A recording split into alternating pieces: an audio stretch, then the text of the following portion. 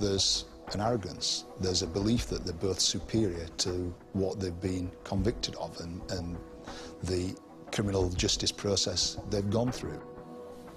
Would you want to make any comment, Doctor? No comment.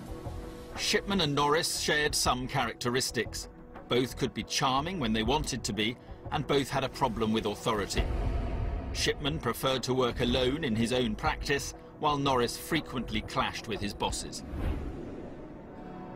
He had trouble with some supervisors because he had trouble with authority.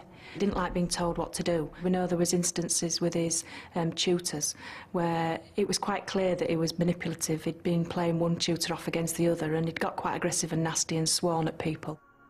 Neither Shipman nor Norris ever admitted to murdering their patients, and so we can only guess why they did it. But after watching both their police interviews, Dr. Richard Badcock believes that Norris was a psychopath who killed patients simply because they got in his way. I don't think there's any indication that Mr. Norris's killings were done for deep-seated reasons, as they were. As it were, they seem to have been done more for casual, fairly immediate gratification. There's no indication that that there was any elaborate fantasizing associated with it, or that he was inducing hypoglycemia because he wanted to be seen as a hero coming to the rescue. We know that some of the victims in our case were quite demanding. One of the ladies in particular could be aggressive on occasions. They were always falling out of bed, needed the beds changing, etc., etc. So that might be a reason why, if he's thought, well, you know, they take up too much of my time, that might be a motive for him to kill them. Who knows? What the motivation is, only Colin Norris would know. But I think it's something as simple as he found elderly patients irritating.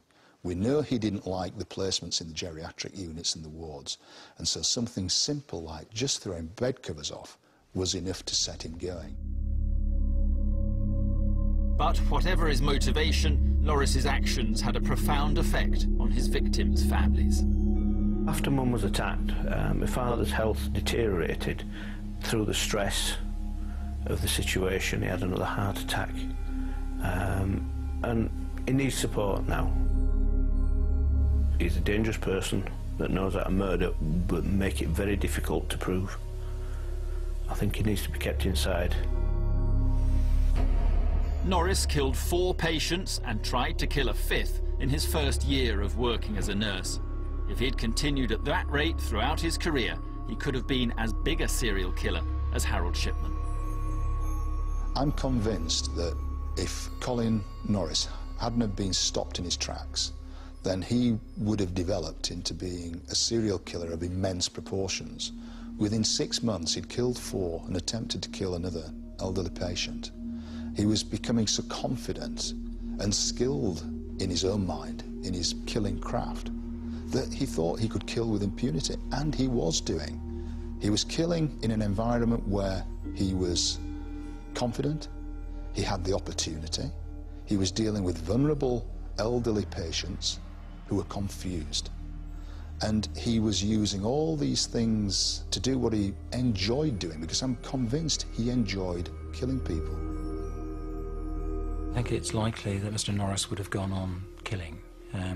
I don't know how many further deaths there would have actually been, because his approach to it was sort of casual, because the patients were annoying him, or because he was feeling irritated, or he felt they were impinging on his life in an unfair way.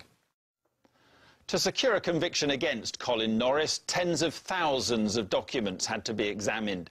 Only when the information they contained was systematically analysed did police uncover the evidence they needed. That work stopped Norris when the number of his victims was still in single figures, unlike the scores attacked by Harold Shipman. But when people place their lives in the hands of medical professionals, can we ever really prevent a rogue doctor or nurse hurting those they're supposed to be caring for?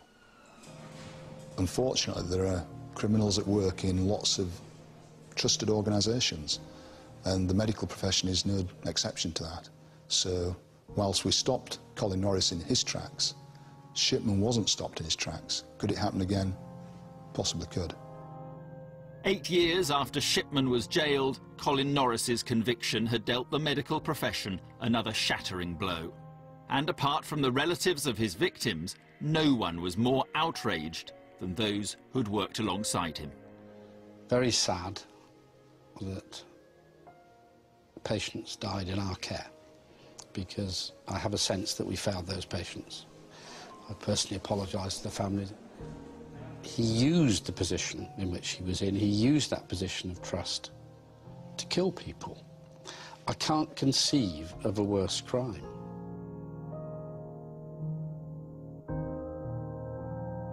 The emergency services are highlighted and followed. Steve Scott's back with Night Watch next.